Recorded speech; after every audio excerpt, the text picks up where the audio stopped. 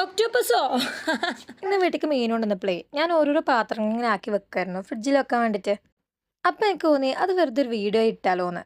പിന്നെ ഫോൺ ഒരു ഭാഗത്ത് വെച്ചിട്ട് വീഡിയോ എടുക്കാൻ വേണ്ടി സ്റ്റാൻഡൊക്കെ വാങ്ങിയിട്ടുണ്ടെങ്കിലും എന്താ ചെയ്യുക, ഈ നേരത്തെ എനിക്ക് അതൊക്കെ സെറ്റ് ചെയ്ത് വെച്ച് അതിനുള്ള ടൈമും ഉണ്ടായിരുന്നില്ല കേട്ടോ. ഇത് ഒരു കൈ കൊണ്ട് വീഡിയോ എടുക്കണോ, ഒരു കൈ കൊണ്ട് മീൻ എടുത്തിടണോ.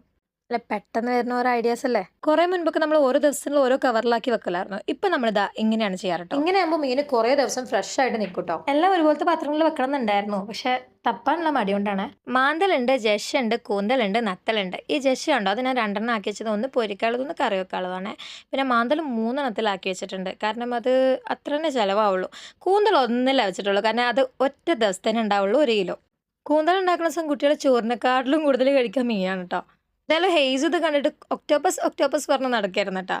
മീനുകൾക്ക് അരച്ച് വെച്ചിട്ടുള്ള മസാല, മുളക് പൊടി, മഞ്ഞൾപ്പൊടി, കുരുമുളക് പൊടി, വലിയ ജീരകപ്പൊടി, പിന്നെ ഞാൻ കുറച്ച് മല്ലിപ്പൊടി ഇടലുണ്ട്.